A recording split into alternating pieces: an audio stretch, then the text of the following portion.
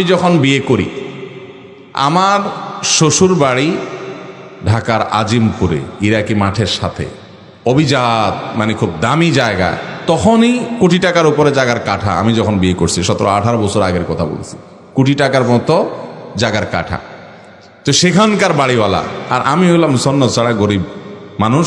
ঢাকা শহরে আমার কোনো ফ্ল্যাট প্লট বাড়ি, তখন আমি মাত্র 2800 টাকা বেতনে চাকরি করি।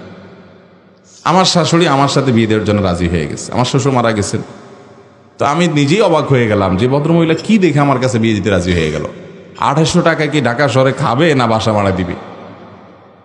আমার বিয়ের সময় আমার মামার শ্বশুর উনি বললেন যে মেয়েকে কোথায় রাখবে। আমার আব্বাজান রহমতুল্লাহ আলাই খুব বিচক্ষণ মানুষ ছিলেন।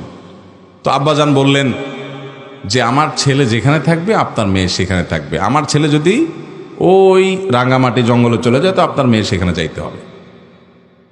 তো আমার আব্বার কথা শুনে ওনারা রাজি হয়ে গেছে। কিন্তু আমার শাশুড়ি, এই ভদ্র মহিলা এত বিচক্ষণ মানুষ ছিলেন, উনি চিন্তা করছেন যে ছেলে বোর্ড স্ট্যান্ড করা, প্রত্যেক ক্লাসে ভালো রেজাল্ট করছে এই ছেলেটা মেধাবী, আবার ওনাদের কাছে মনে হয়েছে ছেলেটা বোধহয় ভালো মানুষ, এই জন্য রাজি হয়ে গেছে। অথচ আমার একটাই ছেলেকে, একটাই ভাইরা, সেই বেচারা অনেক পয়সাওয়ালা মানুষ, আমি গরিব মানুষ, কিন্তু আমার কাছে দিয়ে দিছে। আলহামদুলিল্লাহ, তাদের মেয়ে দুঃখে নাই, সুখে আছে আলহামদুলিল্লাহ। এটা আমি অন্তত বলতে পারি। আমাদের দেশে বেশিরভাগ মেয়ের বাবারা, ভাইয়েরা, আমি খুব সিরিয়াসলি বলছি যে আমরা বেশিরভাগ এই ক্ষেত্রে আমরা ভুল করি। আমাদের মেয়েদের জন্য আমরা দেখি যে একটা সরকারি, অনেক ছেলেরা আমাদের কাছে প্রশ্ন লেখে, হুজুর সরকারি চাকরি না করলে মেয়ের বাপরা মেয়ে দিতে চায় না বিয়ে। সরকারি চাকরি না করলে আপনি মেয়ে বিয়ে দিবেন না? সরকারি চাকরি করে কয় টাকা পাবে সে চুরি করা ছাড়া তো তার উপায় খুব বেশি একটা নাই। সরকারি চাকরি করে চুরি করা ছাড়া পয়সা করার কোনো পথ আছে? কেমনে আমার বুঝান, কয় টাকা বেতন পাবে? সে বরং ব্যবসা বাণিজ্য করলে আজকের গরিব কালকের ধনী হতে পারে ইনশাআল্লাহ। কিন্তু সরকারি চাকরি যদি সে করে, ধনী হওয়ার কোনো পথই তো খোলা নেই। আছে? কেমনে ধনী হবে? 2 নম্বর টাকা ছাড়া ধনী হওয়ার রাস্তা আছে? তাহলে আপনি জেনে শুনে আপনার ছেলেকে, আপনার মেয়েকে হয় একটা, আমি বলছি না যে সরকারি চাকরি করলে সবাই অসৎ হয়, খবরদার, ভুল বুঝবেন না। আমি ব্যক্তিগতভাবে এরকম বহু সরকারি কর্মকর্তাকে চিনি, আমার সাথে বন্ধুত্বপূর্ণ সম্পর্ক আছে, অনেক বড় বড় পদ হোল্ড করেন, কিন্তু তারা সম্পূর্ণ সৎ আলহামদুলিল্লাহ। আমি বলছি যদি টাকা, আমি বলছি এটা যে যদি টাকাই আপনার উদ্দেশ্য হয় তাহলে সরকারি চাকরি দেখবেন কেন? আপনি দেখবেন সৎ যদি সরকারি চাকরিও করে আলহামদুলিল্লাহ, সৎ লোকটা যদি বেসরকারি চাকরি করে তাও আলহামদুলিল্লাহ, সৎ লোকটা যদি এমনকি বেকারও হয় তবু আলহামদুলিল্লাহ। দেখতে হবে মানুষটা সৎ কিনা, দেখতে হবে মানুষটা কি কিনা, সৎ কিনা। সে যদি সৎ হয় তাহলে কোথায় কাজ করাটা বেটার না? আপনি খুঁজে সরকারি শুধু খুঁজতেছেন, তার মানে আপনি ঘুষখোর খুঁজতেছেন। আপনি খুঁজে খুঁজে শুধু সরকারি চাকরি দেখে দিবেন, এর মানে আপনি ঘুষখোর খুঁজতেছেন। আত্মসম্মান বলতে কিছু থাকা উচিত, আত্মমর্যাদা বলতে কিছু থাকা উচিত, যে আমার মেয়েটা একটা সৎ ছেলের সাথে জীবন যাপন করবে, যে ছেলেটা কখনো হারামের কাছে যাবে না। চেষ্টা করবেন তো মেয়ের বাবারা ইনশাআল্লাহ। যে ভাই প্রশ্ন করেছেন, যে ড্রাইভার ভাই, তার মনের কষ্ট, তিনি নিজে অবৈধ সম্পর্ক করেন নাই, মেয়েটা ভালো জানতে পেরে পারিবারিকভাবে বিয়ের প্রস্তাব নিয়ে গেছেন।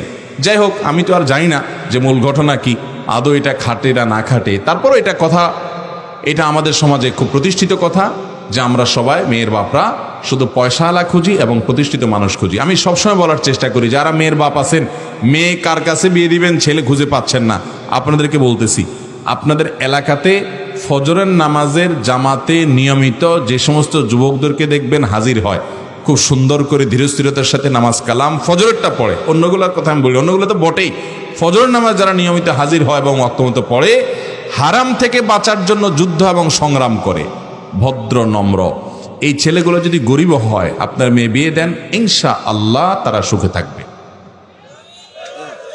আল্লাহ তাআলা আমাদের মেয়ের বাবাদের সুমতি দান করুক।